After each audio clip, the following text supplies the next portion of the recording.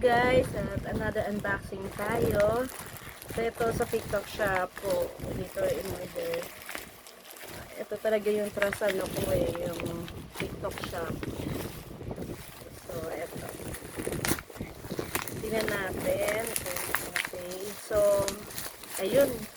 Ito na pala yung shortcut. Anong kunting. Ayan. So 12 pieces to na toothbrush. Worth 159 only. So ito guys. Ito siya. Ano muna natin. Sobrang malipit. Ayan. So, ayan, buy one, take one siya. 6 pieces. Bali 12 siya. Worth 159 lang.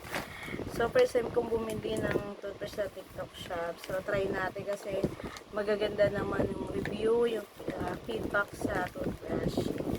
So, ayan. Ito yung kanyang toothbrush. So, mura na to dahil 12 pieces na 159 lang. So ito try namin kung totoo yung mga feedback na nakasulat doon, yung mga review na malambot daw, hindi siya matigas. So, ano siya, okay siya. I hope na okay nga.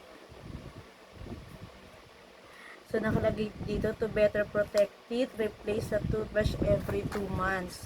So, dapat tayo nagpapalit tayo ng toothbrush every 2 months. So, ayan.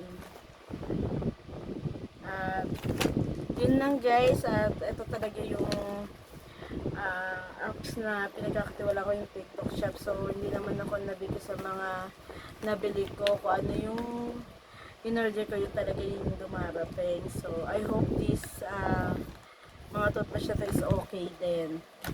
So, yun lang guys. At thank you for watching. Don't forget to like, share, and subscribe.